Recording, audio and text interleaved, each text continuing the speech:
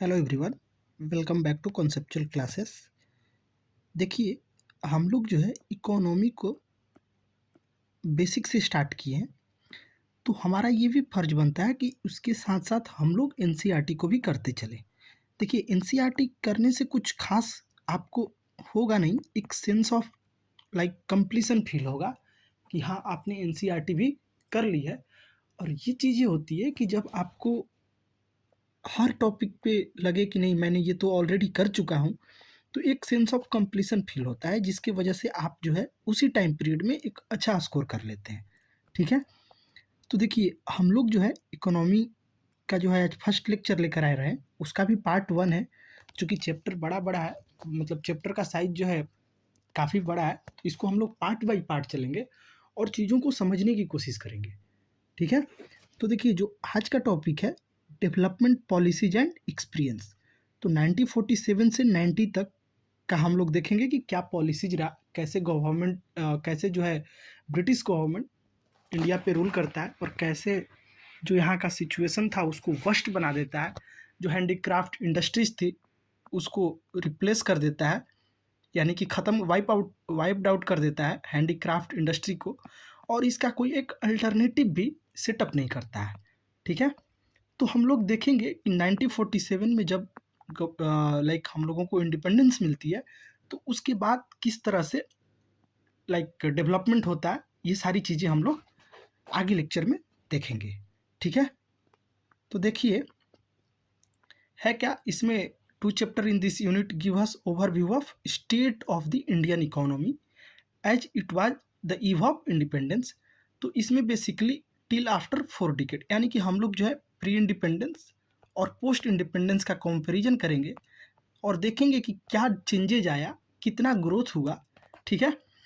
तो क्या government of India जो है कौन कौन सा स्टेप लिया, और यू कैन से कि सीरीज ऑफ स्टेप्स लिया टू लाइक, आप देखे होंगे कि अभी तो नाम चेंज हो गया है इसका, प्लानिंग कमीशन का। ठीक है? इसका नाम अब नीति आयोग हो गया है, लेकिन इससे पहले क्या था, 5 ईयर प्लानिंग कमीशन था, जो 5 ईयर का प्लान करता था कि हमारा जो नेक्स्ट 5 ईयर का क्या टारगेट है। ठीक है? और ये जो है आप देख सकते हैं कि गोल्स जो होता था 5 ईयर प्लान का, और एक critical appraisal of the merit and limitation of plan development has been covered in this unit. तो गोल क्या होता था, उसके बाद उसका क्या लिमिटेशन था और क्या मेरिट्स था प्लानिंग कमीशन का, ये सारी चीज़ें हम लोग देखेंगे। ठीक है? देखिए, अगर किसी चीज़ का नाम चेंज करना पड़ रहा है और यू कैन से कि उसको उस कमीशन को अगर बंद करना पड़ रहा है, तो ज़रूर उसमें कुछ ड्रॉबैक रहा होगा या फिर पॉजिटिव रिजल्ट नहीं आया होगा। तो आप समझ सकते हैं कि प्लानिंग कमीशन से नीति आयोग तक बनने का जो सफ़र है, इसको देखेंगे और देखेंगे कि प्लानिंग कमीशन में ऐसी क्या ड्रॉबैक्स थी और क्या मेरिट्स था, जो कि मतलब ऐसी क्या ड्रॉबैक्स थी जिसकी वजह से इसको ख़त्म करके नीति आयोग का सेटअप करना पड़ा। ठीक है? तो देखिए, हमारा जो टॉपिक है, Indian economy of the eve of on the eve of independence. जब हमें आज़ादी मिली तब का जो इकोनॉमी मिला हमको, वो कैसा इकोनॉमी था, और उसको जो है आगे चलकर किस तरह से जो भी प्रधानमंत्री बने, उन्होंने क्या सीरीज ऑफ स्टेप्स लिया उसको सुधार करने में। ठीक है? तो देखिए, इस चैप्टर के बाद स्टडी करने के बाद आपको क्या होगा, आपको स्टेट ऑफ इंडियन इकोनॉमी 1947 में कैसा था इंडिपेंडेंस के समय, उससे फेमिलियर होंगे। उसके साथ साथ वो कौन से फैक्टर्स थे जिसके वजह से हमारा जो है अंडर डेवलपमेंट रह गया और स्टैग्नेशन हो गया इंडियन इकोनॉमी का, ये सारी चीज़ें देखेंगे। देखिए, आपको भी पता है कि एक series of you can say कि एक सीरीज ऑफ रीजन्स रहा है इसके लिए। आप अगर एंशियंट हिस्ट्री में बात करें या फिर मेडिवल में बात करें, तो ये जो पीरियड था उसमें देखे होंगे कि रूल जो है टाइम टू टाइम चेंज होता था। रूल चेंज होने की वजह से क्या होता था, सबकी अपनी अपनी पॉलिसी होती है। ठीक है? तो सबकी अपनी अपनी पॉलिसी होती है, वो अपने अपने अकॉर्डिंग इम्प्लीमेंट करते थे। तो इन सब में सबसे ज़्यादा इम्पैक्ट किसको हुआ, फार्मर को, एग्रीकल्चरल फार्मर को जो है सबसे ज़्यादा इम्पैक्टेड हुए।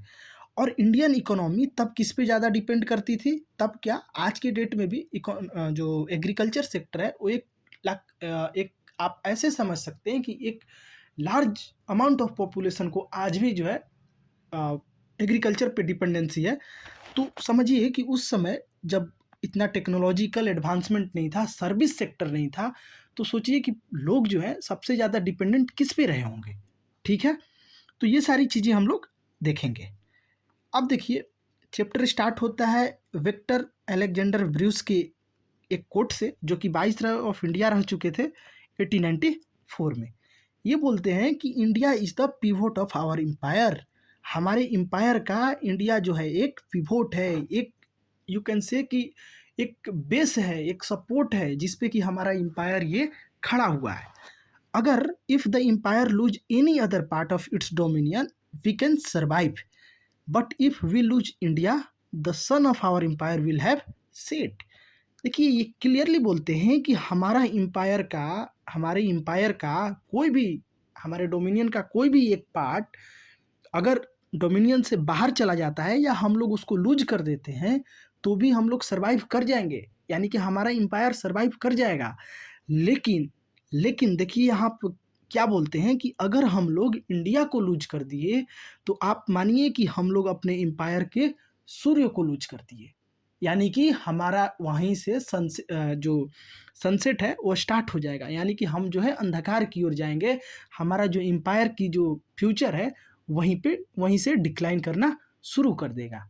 ठीक है, तो जो विक्टर अलेक्जेंडर थे इन्होंने क्लियरली बोला कि क्लियरली ये क्या दर्शाना चाह रहे हैं कि इंडिया जो है वो ब्रिटिश डोमिनियन के लिए, ब्रिटिश एम्पायर के लिए कितनी इम्पोर्टेंस है। ठीक है, समझ रहे हैं? तो आप समझ सकते हैं कि इंडिया का क्या इम्पोर्टेंस रहा था। और ओवर द टाइम जैसे जैसे हम लोग डीप डाइव करेंगे इस चैप्टर में, आपको जो है क्लियरिटी आती जाएगा कि जो है किस तरह से इंडिया को लाइक इस तरह से खोखला कर दिया गया। आप जो है ड्रेन थ्योरी के बारे में भी पढ़े होंगे, जो कि हम लोग मॉडर्न में देखेंगे, मॉडर्न के टाइम। तो किस तरह से इंडिया को किस तरह से इंडिया को जो है यू कैन से कि खोखला कर दिया गया, उसके इकोनॉमी को कैसे ध्वस्त किया गया, ये सारी चीज़ें हम लोग आगे के पॉइंट्स में देखेंगे। ठीक है, तो स्टार्ट करते हैं। अब देखिए, इंट्रोडक्शन में यही बता रहा है कि आप जो है इंडियन इकोनॉमी के बेसिक फीचर से फैमिलियराइज होंगे और उससे रिलेटेड डेवलपमेंट को भी देखेंगे।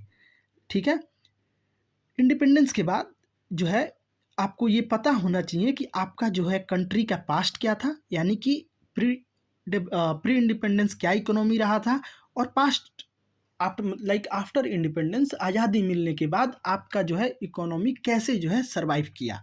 ठीक है, तो सबसे पहले हम लोग इसमें देखेंगे कि इंडियन इकोनॉमी जो है इंडिपेंडेंस के बाद और किस तरह से बहुत सारे वेरिएशंस को, बहुत सारे चेंजेज को देखते हुए एक पोस्ट इंडिपेंडेंस क्या डेवलपमेंट स्ट्रेटजी फॉलो किया गया, जिसके वजह से कि आज जो है हमारा एक रोबोस्ट इकोनॉमी बनकर उभरा हुआ है। ठीक है, होपफुली हम लोग फोर्थ लार्जेस्ट इकोनॉमी 25 एंड तक बनने जा रहे हैं। ठीक है, तो अगर इंडिया के प्रेजेंट डे इकोनॉमी के स्ट्रक्चर की बात करें तो इसमें क्या है, इसका जो इकोनॉमी आपको दिख रहा है इसका रूट कहाँ है, हिस्ट्री में छिपा हुआ है। ठीक है, particularly in the period when India was under British rule. तो सबसे ज़्यादा इम्पैक्ट जो है हम लोग और हमारी जो इकोनॉमी है वो ब्रिटिश रूल के टाइम पे हुआ था। ठीक है, जो कि 2 सेंचुरी के करीब रूल किए थे। ठीक है, अब देखिए उनका सोल पर्पस क्या था, ब्रिटिश कॉलोनियल रूल का सोल पर्पस क्या था कि वो जो है हमारे कंट्रीज को एक जो है रॉ मटेरियल सप्लायर की तरह बनाकर छोड़ देना चाहते थे, जो कि ग्रेट ब्रिटेन को time to time raw material supply कर सके और फिर वापस वो फिनिश्ड प्रोडक्ट को रॉ मटेरियल से फिनिश्ड प्रोडक्ट बनाकर फिर जो है अपने सारे प्रोडक्ट को इंडियन मार्केट में डंप कर सके। ठीक है, तो ये जो एक्सप्लॉयटेटिव नेचर था, इससे पता चलता है कि ब्रिटिश जो था, ब्रिटिश रूल तो किया लेकिन उनका मकसद सिर्फ यहाँ से रिसोर्स यूटिलाइज करना और इसको इस तरह से वीक कर देना कि ये जो है एक, जैसे आज के डेट में आप देखेंगे कि अफ्रीका क्या है, एक सनराइज मार्केट है, वहाँ पर इतना करीबी है कि वहाँ बहुत सारे लोग जाकर डंप करते हैं, लो लो प्राइस पे अपने सारे प्रोडक्ट को डंप कर देते हैं, ठीक है। तो उसी तरह से हम लोग जो है इसमें आगे के चैप्टर में ये देखेंगे कि इंडियन इकोनॉमी जो है किस तरह से अभी जो है लास्ट 7.5 डिकेड में कैसे जो है अपने आप को उभारा है और कैसे यहाँ तक पहुँचा है, ये सारी चीज़ें हम लोग देखेंगे। अब देखिए, low level of economic development under the colonial rule. तो सबसे ज़्यादा बेकार स्थिति जो थी इंडियन इकोनॉमी की, वो कॉलोनियल रूल की थी के समय थी, ठीक है। चूँकि एग्रीकल्चर जो था वो क्या था, मेन सोर्स ऑफ लाइवलीहुड था मैक्सिमम पीपल के लिए, लेकिन कंट्री इकोनॉमी जो है वो वेरियस काइंड, मतलब जो कंट्री का इकोनॉमी था वो बहुत सारे लाइक सेक्टर्स पे डिपेंड करता था, जैसे कि मैन्युफैक्चरिंग एक्टिविटीज हो गया। उस समय जो कॉलोनियल रूल के समय भारत जो है वेल नोन था किसके लिए, हैंडीक्राफ्ट इंडस्ट्री के लिए। देखिए हमारे यहाँ का हैंडीक्राफ्ट इंडस्ट्रीज काफ़ी फेमस था, उसको आप टेक्सटाइल इंडस्ट्री से आज की डेट में लिंक कर सकते हैं, ठीक है।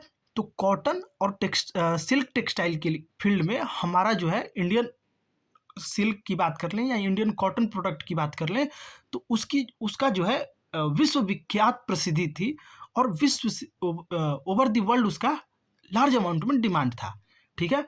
उसके साथ साथ मेटल एंड प्रीसियस स्टोन का भी लार्ज अमाउंट में और यू कैन से कि लार्ज स्केल पे डिमांड हुआ करता था, ठीक है। तो आप देखेंगे कि these product enjoy a world wide market, यानी कि पूरी दुनिया में मार्केट थी इन सारी चीज़ों की, कॉटन, सिल्क और मेटल एंड प्रीसियस स्टोन की, ठीक है। किस बेसिस पे भाई, तो based on the reputation of fine quality of material used. तो जो मटेरियल यूज होता था वो इतना फाइन क्वालिटी का होता था, जिसकी वजह से ये जो प्रोडक्ट बनते थे ये विश्वविख्यात प्रसिद्धि प्राप्त थी, ठीक है। आप देखेंगे जो ये बॉक्स नंबर 1.1 में मेंशन किया गया है कि टेक्सटाइल इंडस्ट्री इन बंगाल। तो मसलिन जो था एक कॉटन टेक्सटाइल हुआ करता था, जिसका ओरिजिन जो है बंगाल में हुआ है। ऐसे भी आपको पता होना चाहिए कि कॉटन ऐसा प्लांट है जिसका जो है ओरिजिन कहाँ है, इंडिया में है, ठीक है। तो मसलिन जो है एक कॉटन टेक्सटाइल का टाइप है जिसका ओरिजिन बंगाल में हुआ है, और पार्टिकुलरली अगर बात करें तो ढाका में, जो कि अभी क्या है, बांग्लादेश की राजधानी है, ठीक है। इस मसलिन को ढकाई मसलिन के नाम से भी जानते हैं, जो कि वर्ल्ड वाइड फेम प्राप्त है इसको, ठीक है। उसके बाद the finest variety of muslin was called मलमल। तो जो मसलिन का भी फाइनेस्ट वैरायटी हुआ करता था उसको जो है मलमल बोलते थे।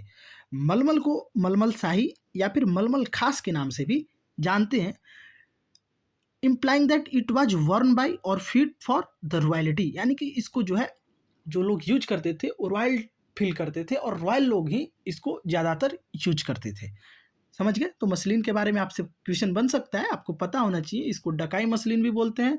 मुख्य ओरिजिन इसका जो है बंगाल में हुआ था, और like at that time since Bangladesh was also the part of India, so Dhaka के नियर में, जो कि अभी प्रेजेंट डे बांग्लादेश में है, तो वो जो है मसलिन का ओरिजिन पॉइंट था, ठीक है।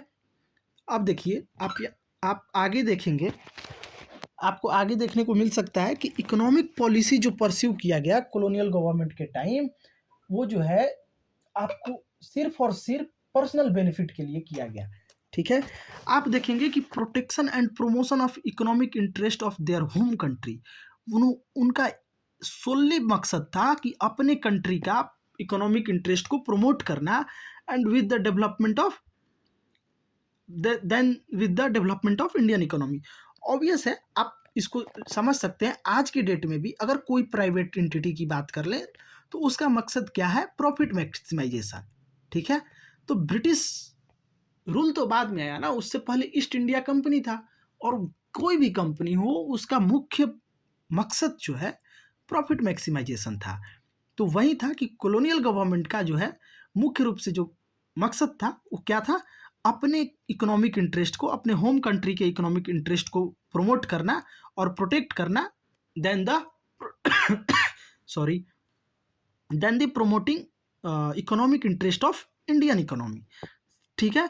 और ऐसे सारी पॉलिसीज की वजह से एक फंडामेंटल चेंज दिखा इंडियन इकोनॉमी के स्ट्रक्चर में, ठीक है। Transforming the country into supplier of raw material, और हम लोगों को एक जो है रॉ मटेरियल सप्लायर कंट्री बनाकर छोड़ दिया गया, और उसके बाद अपने फिनिश्ड प्रोडक्ट को हमारे यहाँ ही डंप किया गया ताकि हम लोग जो है उसको कंज्यूम कर सके। तो एक तरफ से हम लोगों को सप्लायर बना दिया गया रॉ मटेरियल का, और दूसरे तरफ से आप देखेंगे कि कंज्यूमर बना दिया गया फिनिश्ड गुड का। ठीक है, तो दोनों तरफ से चांदी जो है उन्हीं लोगों के हाथ में थी। आपका ही रिसोर्स यूज करके उसमें थोड़ा बहुत टेक्निकलिटी और यू कैन से कि मैन्युफैक्चरिंग डिजाइन करके उसको फिर से वापस आप ही को देना, और एट अ हायर प्राइस। ठीक है, तो देखिए कॉलोनियल गवर्नमेंट जो था उन्होंने कभी कोशिश ही नहीं किया, कॉलोनियल गवर्नमेंट ने, कि India's national per capita income calculate किया जाए। और चूंकि क्यों करेगा कोई, आप खुद सोचिए ना, ये सारी चीजें जीडीपी हो गया या पर कैपिटा इनकम हो गया, ये किस लिए कैलकुलेट किया जाता है? ये पॉलिसीज बनाने के लिए कैलकुलेट किया जाता है कि पर कैपिटा इनकम इतना है, तो इसको इम्प्रूव करने के लिए कौन कौन सी पॉलिसी हमको या हमारी सरकार को लानी चाहिए, सो दैट कि पर कैपिटा इनकम इम्प्रूव हो या फिर कंट्री का जीडीपी इम्प्रूव हो। तो ये तो तब करते ना जब इनको इंडिया से प्रेम होता या फिर इंडिया को के बारे में सोचते। ठीक है, तो इन्होंने कभी सिंसियर अटेम्प्ट किया ही नहीं कैलकुलेट करने का पर कैपिटा इनकम या फिर जीडीपी। तो उस समय के कुछ विख्यात नोटेबल एस्टिमेटर्स जो थे, जैसे कि दादा भाई नौरोजी, जिन्होंने ड्रेन थ्योरी भी दिया है। ड्रेन थ्योरी में इन्होंने बताया है कि कैसे जो है इंडिया के जो जो भी रिचनेस थी उसको कैसे ड्रेन किया गया, जो भी प्रोस्पेरिटी थी उसको कैसे खत्म किया गया। ये दादा भाई नौरोजी जी जो है ड्रेन थ्योरी में क्लियरली मेंशन करते हैं। उसके बाद आप देखेंगे विलियम डिगबाय, फेंडले सिरास, VKRV राव और RC देसाई, ये जो है नोटेबल एस्टिमेटर्स थे उस समय के। लेकिन जो राव साहब थे उनका एस्टिमेट जो है कॉलोनियल पीरियड का काफ़ी सिग्निफिकेंट माना जाता है। लेकिन इनके बाद भी जो है बहुत तरह की स्टडीज होती हैं जिसमें कंट्री ग्रोथ जो है ना, कंट्री का जो ग्रोथ है वो aggregate real output during the first half of the 20th century. अब देखिए फर्स्ट हाफ बोल रहा है, इसका मतलब 1900 से लेकर 1950 तक, 1900 से लेकर 1950 तक के बीच का ये एस्टिमेशन बताया जा रहा है कि इसमें जो है जो रियल आउटपुट था वो क्या था, लेस देन 2%, 2% से भी कम। और पर कैपिटा इनकम आउटपुट की बात कर लें तो वो 0.5% से भी कम था। ठीक है, ये डेटा आपको पता होनी चाहिए। आप जो है जब भी रिलेट करें या फिर क्वेश्चन वैसा दिखे जहां आपको पास्ट के साथ कंपेयर करना हो, तो ये डेटा आपके काम का हो सकता है। ठीक है, अब बात कर लेते हैं एग्रीकल्चर सेक्टर की। तो आप देखेंगे कि सबसे ज़्यादा जो है डिपेंडेंसी एग्रीकल्चर सेक्टर पे ही था। ठीक है, तो India economy under the British colonial remained fundamentally agrarian. ठीक है, 85%, ये डेटा भी आपको पता होने चाहिए, 85% पॉपुलेशन जो है वो विलेज में रहता था, और उनका मुख्य डिपेंडेंसी जो थी लाइवलीहुड के लिए वो डायरेक्टली और इनडायरेक्टली एग्रीकल्चर पे था। ठीक है, यानी कि भारत देश के 85% लोग एग्रीकल्चर पे डिपेंडेंस थे, आइदर डायरेक्टली और इनडायरेक्टली। ठीक है, लेकिन इसके बाद भी कुछ अदर ऑक्यूपेशंस भी थे, जैसे कि आप देखेंगे agricultural sector continue to experience stagnation and not infrequently unusual deterioration. तो ये बता रहा है कि इतना डिपेंडेंसी होने के बाद भी कंटिन्यू जो है स्टैग्नेशन देखने को मिला और डिटोरिएट होते चला गया। एग्रीकल्चर प्रोडक्टिविटी जो है एकदम से लो हो चुका था, though in absolute term sector experience some growth due to expansion of aggregate area under cultivation. अब देखिए होता क्या है, चूंकि प्रोडक्टिविटी तो लो था, लेकिन कुछ एरिया में जो है एब्सोल्यूट टर्म की अगर बात करें तो प्रोडक्शन जो है आपको थोड़ा सा बढ़ा हुआ दिखा। उसका क्या रीजन था? तो सपोज कीजिए पहले जो है 20% ही एग्रीगेट एरिया था जहाँ की हम लोग प्रोड्यूस करते थे। उसके बाद क्या हुआ, जंगल की को काट कर डिफॉरेस्टेशन करके प्लेन बनाकर वहाँ जो है प्रोडक्शन स्टार्ट किया गया। यानी कि प्रोडक्शन इंप्रूव नहीं हुआ, एरिया इंप्रूव हुआ, एरिया बढ़ा। एरिया बढ़ेगा तो ऑब्वियस है कि प्रोडक्शन भी बढ़ेगा। और प्रोडक्शन, ये क्या रियल प्रोडक्शन बढ़ रहा है आपका? तो ऑफ कोर्स ये रियल प्रोडक्शन नहीं है, ये जो है आपका अब्सोल्यूट प्रोडक्शन है, यानी कि केवल डेटा बढ़ रहा है और इस डेटा के बढ़ने का मुख्य रीजन क्या है? एरिया का बढ़ना, न कि आपका जो है टेक्निक बढ़ गया, आपका टेक्निक इम्प्रूव हो गया, आप जो है प्रोडक्शन, आपका जो प्रोडक्टिविटी था, देखिए प्रोडक्शन और प्रोडक्टिविटी दो डिफरेंट टर्म होता है, शायद आपको पता भी हो, लेकिन प्रोडक्टिविटी का मतलब होता है कि कितने एरिया में कितना ज़्यादा प्रोड्यूस कर रहे हैं, और production is just a simple term कि अगर 1 बीघा में आप इतना प्रोड्यूस कर रहे हैं, तो ये आपका प्रोडक्शन हो गया। लेकिन 1 बीघा में जनरल प्रोडक्शन से आप कितना टाइम्स ज़्यादा प्रोड्यूस कर रहे हैं, ये आपका प्रोडक्टिविटी हो गया, ठीक है? तो ये चीज़ें क्लियर हो गई होंगी। तो आप समझ सकते हैं कि जो ग्रोथ दिखा वो किसके वजह से दिखा? एरिया बढ़ने की वजह से, ठीक है? और देखिए कंडीशन जो है और वर्स्ट कैसे होते चला गया, डिटोरिएट कैसे होता चला गया, चूँकि 85% पॉपुलेशन हम लोगों ने देखा कि डिपेंड था इस पे, एग्रीकल्चर पे, डायरेक्टली और इनडायरेक्टली। उसके बाद आप देखेंगे कि कॉलोनियल रूल में लैंड सेटलमेंट रूल लाया गया। जैसे ज़मींदारी सिस्टम, महलवारी सिस्टम, ज़मींदारी सिस्टम जिसको कि परमानेंट सेटलमेंट भी बोलते हैं। तो बहुत एक मतलब कि इस तरह से अलग-अलग सिस्टम लाकर और जो सिचुएशन को वर्स्ट बना दिया गया। अब देखिए ज़मींदारी सिस्टम में क्या होता था कि ज़मींदारी सिस्टम जो है सबसे पहले बंगाल प्रेसिडेंसी के एरिया में इम्प्लीमेंट किया गया, और उसके बाद जो है आप देखेंगे कि अदर्स एरिया में भी इसको लाया गया, ठीक है? तो ज़मींदारी सिस्टम जो है आप देखेंगे कि इसमें क्या था, एक ये जो है प्रॉफिट अकरिंग था out of the agricultural sector went to zamindars instead of the cultivators.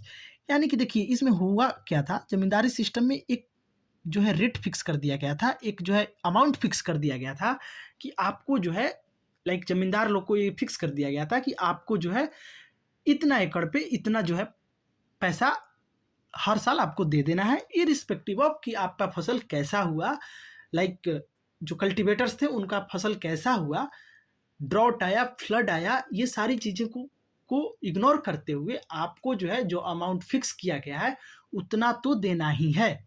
अब ये आप कैसे देते हैं, ये पूरी तरह से ज़मींदार के ऊपर छोड़ दिया गया। तो ज़मींदार लोग भी क्या है, कोई भी रहेगा, आप, हम या फिर कोई भी ऑफिशियल्स रहेगा, तो उसको अगर देना है तो भाई वो तो कलेक्ट करेगा ही करेगा, और वो कलेक्ट करेगा ना कि केवल देने भर अमाउंट, बल्कि उसके साथ साथ अपना प्रॉफिट भी देखेगा, ठीक है? तो इसमें और दिक्कत ये था ना कि इसमें एक सनसेट क्लॉज हुआ करता था। सनसेट क्लॉज आप सुने होंगे, या फिर हमारा ही वीडियो जाकर देख सकते हैं जिसमें हम लोग तीनों सिस्टम को एक्सप्लेन किए हैं।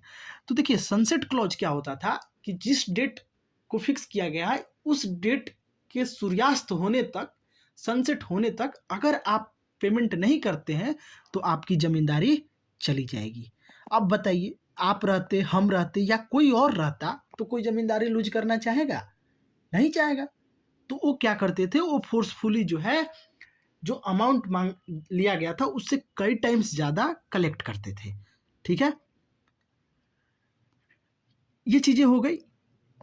अब देखिए इससे क्या हुआ, इमेंस मिजरी हो गया, एकदम स्थिति जो है एकदम दयनीय हो गया किसानों का, और इससे क्या होने लगा, सोशल टेंशन होने लगा, ठीक है?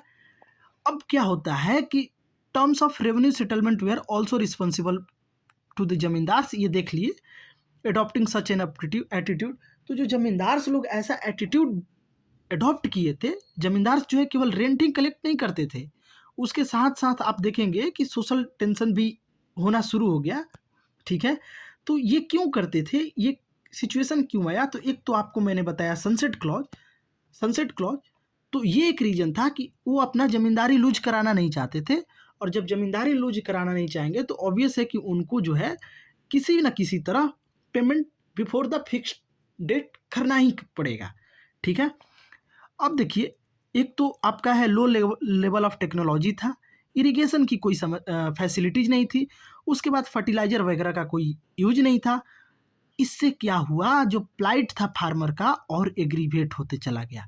आप सोचिए स्टार्ट कहाँ से किए थे हम लोग, ठीक है? स्टार्ट कहाँ से किए थे और किस तरह प्लाइट जो है over the time add on होते जा रहा है, और जो फार्मर का सिचुएशन है वो लाइक एग्रीवेट होते चला जा रहा है, ठीक है? और आप आगे चलकर देखेंगे, देखिए फिर वही चीज़ है कि कुछ तो एविडेंसेस मिला जहाँ रिलेटिवली हायर यील्ड मिला, उस किस में, कैश क्रॉप में, ठीक है, due to commercialisation of agriculture.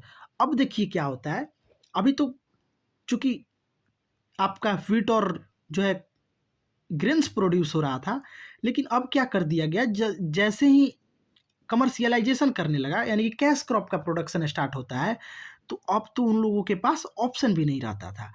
Suppose कीजिए कि आप जो है ग्रेन्स प्रोड्यूस कर रहे हैं, तो लोग ये सोचते थे चलिए खुद का खाने का काम चल जा रहा है और कुछ पैसा सेव हो जा रहा है, तो करते हैं। जो भी टर्म्स एंड कंडीशन है जमींदार्स का, या फिर जो जो भी सिस्टम था, सब में तो ऑपरेसिव ही था, तो जो भी टर्म्स एंड कंडीशन है उसको मानते हैं और आगे जो है ये प्रोसेस चलता जा रहा था। लेकिन जैसे जो है कैश क्रॉप प्रोड्यूस होने लगा, तो कैश क्रॉप को तो आप खा सकते नहीं है। क्या आप इंडिगो को खाकर जीवन यापन कर सकते हैं? तो ये रीजन था, ये चीज़ें जो है एक सोशल टेंशन क्रिएट करने लगा, किसानों को के बीच जो है सुसाइडल रेट बढ़ गया, उनके पास कोई ऑप्शन नहीं बचा कि आखिर जो है अपना वो जीविकापार्जन कैसे करे, ठीक है। तो आप देखेंगे कैश क्रॉप भी फार्मर को कुछ खास मदद नहीं कर पाता है, ठीक है। Instead of producing food crops, now they वे आर प्रोड्यूसिंग कैश क्रॉप। चूंकि कैश क्रॉप पे जो है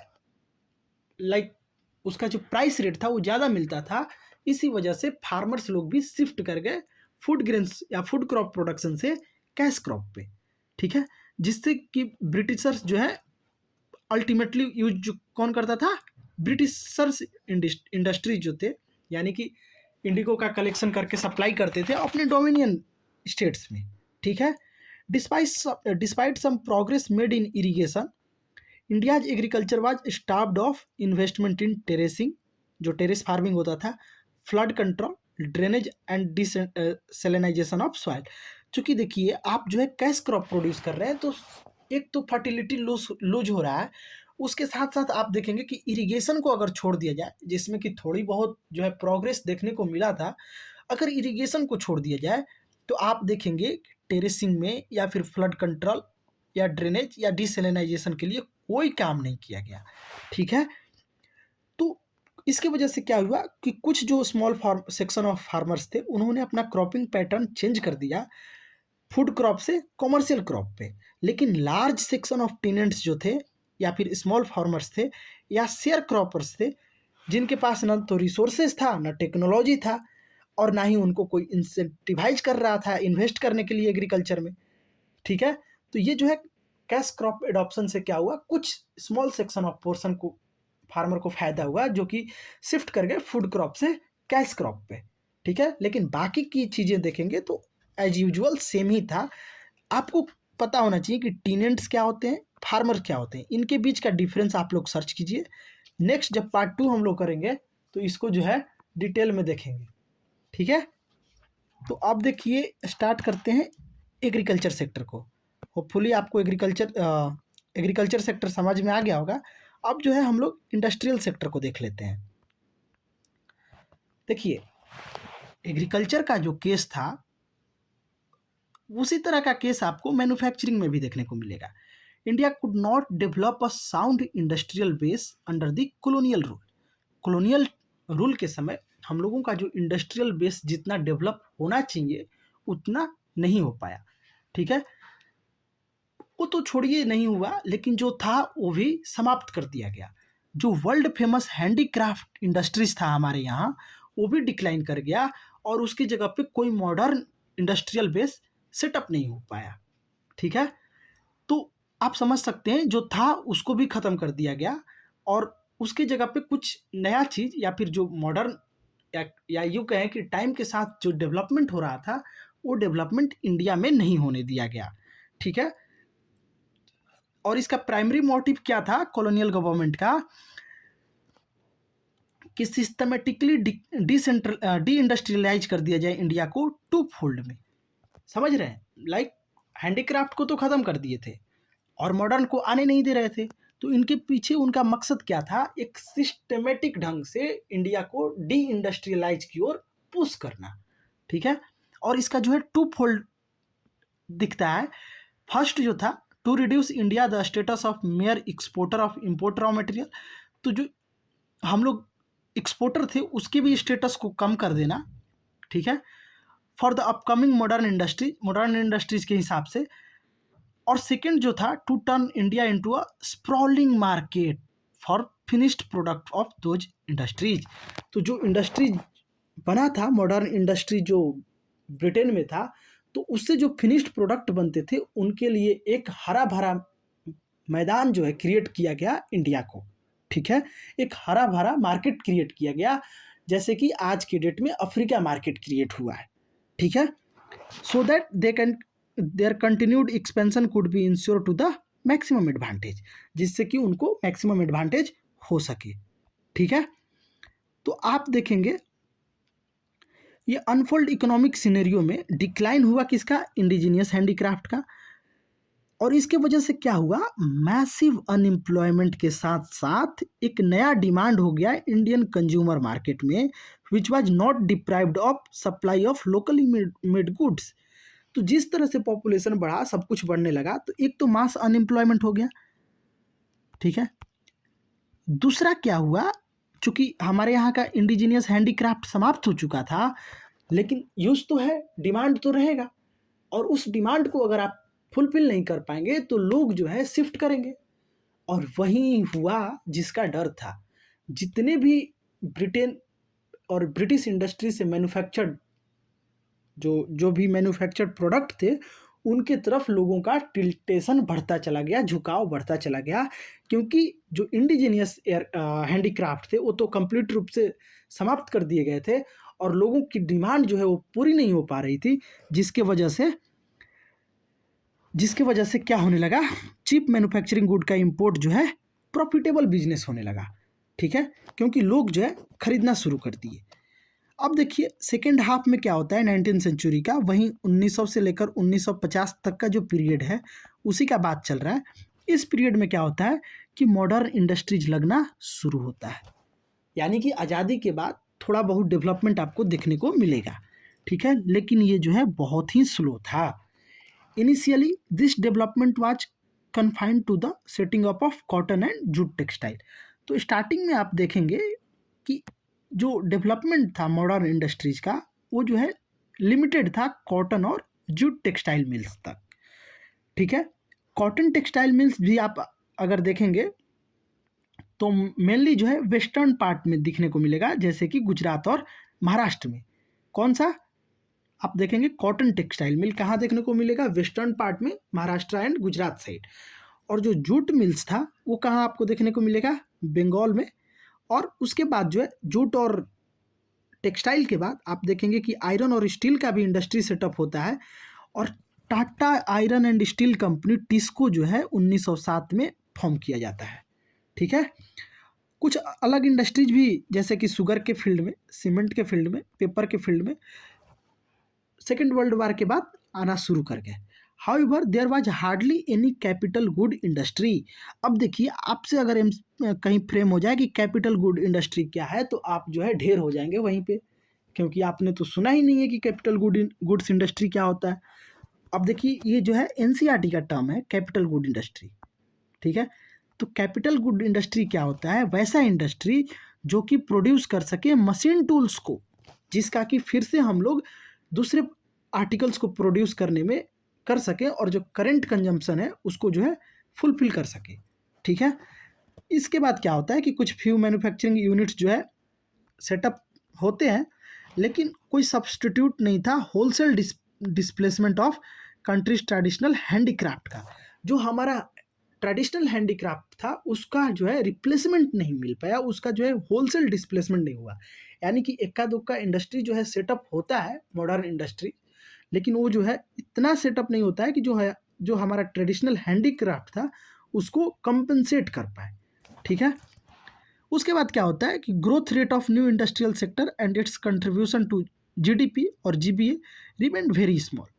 तो ऑब्वियस है कि नया इंडस्ट्रियल सेक्टर का जिस तरह से ग्रोथ होना चाहिए और जिस तरह से जीडीपी या जीबीए में कंट्रीब्यूशन होना चाहिए, उस तरह का कोई कंट्रीब्यूशन देखने को नहीं मिलता है, ठीक है।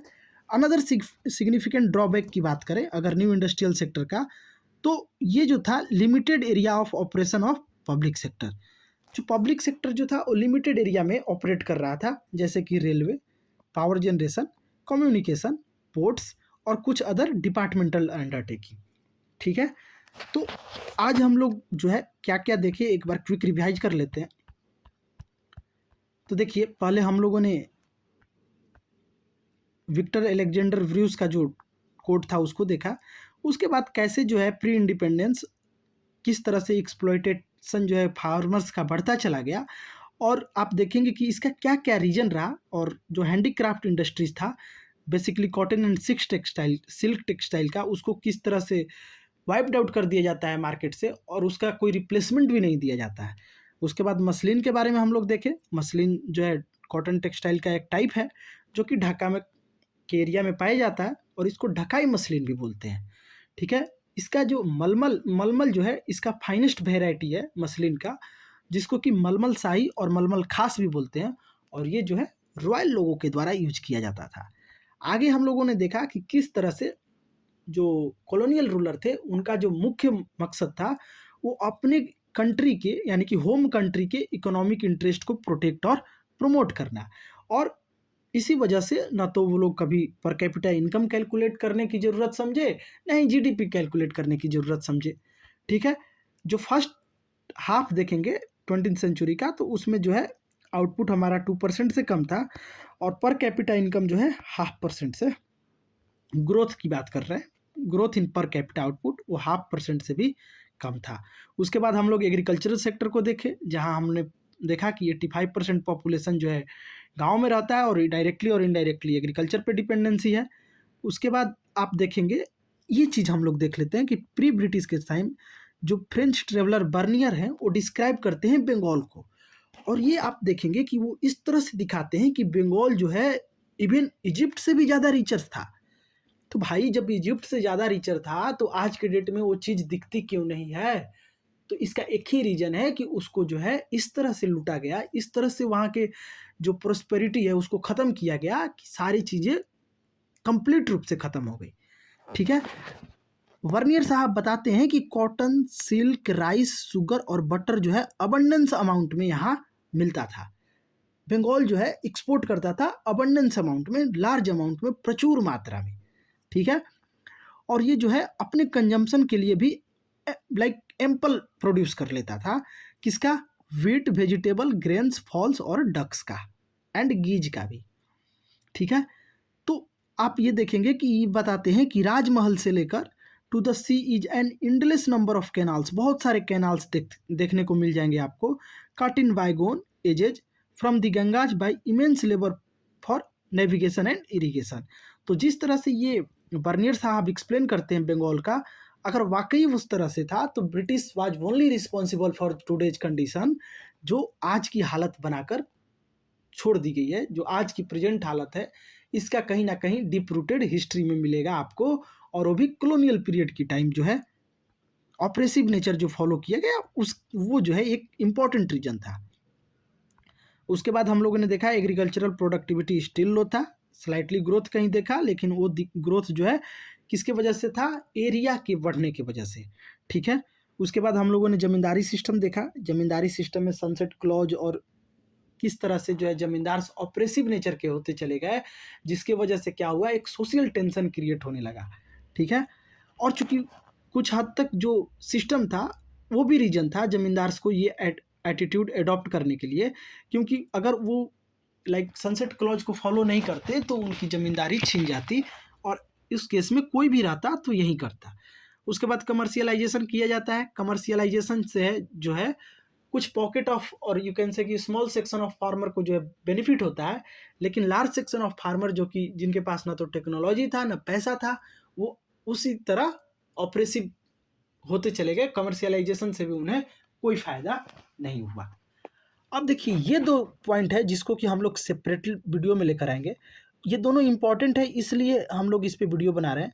सेकंड तो है जो रेवेन्यू सेटलमेंट जो डिफरेंट डिफरेंट टाइप का था उसको देखेंगे, और ये जो है कंपेयर करना है ब्रिटिश इंडिया और पाकिस्तान का जो पार्ट हो गया, मतलब इंडिपेंडेंट इंडिया और जो पार्ट पाकिस्तान में चला गया, उसमें जो है आपको यूनाइटेड इंडिया देखना है और एनालिसिस करना है कि क्या चेंजेज आता है, क्यों जो है इकोनॉमिक पॉइंट ऑफ व्यू से इम्पोर्टेंट था। तो इसमें अगर आप देखेंगे तो इंडिया डिवाइडेड, राजेंद्र प्रसाद जी का एक बुक है, उसको रिफ़र कर सकते हैं आप। तो बेसिकली इसमें आप देखेंगे कि पंजाब वाला एरिया है या फिर वेस्टर्न बंगाल जो कि आज बांग्लादेश बन गया है, उधर जो है मैन्युफैक्चरिंग सेक्टर ज़्यादा था। इधर पंजाब वाला साइड देखेंगे तो ये प्लेन एरिया था, यहाँ जो है agricultural sector, like agricultural produce ज़्यादा होता था। तो ये कुछ रीजन्स हैं, हालांकि हम लोग जो है इसको डिटेल में देखेंगे, ठीक है, ये दोनों क्वेश्चंस को डिटेल में देखेंगे। तो चलिए, होपफुली आपको समझ में आ गया होगा कि कैसे जो है एग्रीकल्चर सेक्टर को ख़त्म किया गया। उसके बाद जो है इंडियन हैंडीक्राफ्ट इंडस्ट्रीज़ को ख़त्म करके थोड़ा बहुत पॉकेट ऑफ मॉडर्न इंडस्ट्रीज लाया गया, लेकिन वो ऐसा नहीं था कि वो होलसेल जो है रिप्लेस कर दे इंडियन हैंडीक्राफ्ट इंडस्ट्रीज को। और इसमें टू फोल्ड इनका इंटरेस्ट था सिस्टमेटिकली डी इंडस्ट्रियलाइज करने का, जिसमें एक तो था कि रिड्यूस कर देना इंडिया को just a mayor exporter of important raw material, केवल इंपोर्ट करते रहें, और दूसरा जो है एक अपने लिए स्प्रॉलिंग मार्केट क्रिएट करना फिनिश्ड प्रोडक्ट का, ठीक है। उसके बाद आप देखेंगे कि टिस्को का जो है 1907 में सेटअप होता है। कैपिटल गुड इंडस्ट्री के क्षेत्र में कोई काम नहीं होता है। कैपिटल गुड इंडस्ट्री का मतलब होता है वैसा इंडस्ट्री जो मशीन्स टूल्स प्रोड्यूस करे, जो इन रिटर्न आर्टिकल प्रोड्यूस करने में या फिर करंट कंजप्शन से रिलेटेड जो भी नीड्स है उसको प्रोड्यूस करने में हेल्प कर सके, ठीक है। तो ये सारी चीज़ें हैं, ये कोई खास नहीं है, ये हम लोग स्किप कर सकते हैं। उसके बाद आप देखेंगे जीडीपी जीपीए यहाँ तक हो गया है और यहीं तक हम लोगों ने आज किया है डिस्कशन। तो चलिए आज यहीं रखते हैं, नेक्स्ट वीडियो में हम लोग इसका जो पार्ट 2 लेकर आएंगे उसमें पूरी चैप्टर को कंप्लीट कर लेंगे। और उसके बाद आपका जो है जो भी इंपॉर्टेंट पॉइंट, जैसे आज 2 चीज़ हम लोगों ने देखा, उस पर तो सेपरेट वीडियो मैं बनाऊंगा ही बनाऊंगा। उसके अलावा भी अगर कोई पॉइंट मिलता है या फिर आपको कोई इशू होता है तो आप कमेंट सेक्शन में ज़रूर बताइए। हम लोग जो है पूरी तरह से पूरी कोशिश के साथ उसको कवर अप करने की कोशिश करेंगे, ठीक है। तो चलिए, हमारे चैनल को सब्सक्राइब जरूर कर लीजिएगा, और अगर हेल्प करना चाहते हैं तो इंस्टाग्राम और जो ट्विटर है वहाँ भी आप जाकर फॉलो कर सकते हैं। बाकी मेन मोटिव हमारा जो है एक दूसरे का हेल्प करते हुए आगे बढ़ना है। तो ठीक है, चलिए मिलते हैं नेक्स्ट वीडियो में, तब तक के लिए धन्यवाद।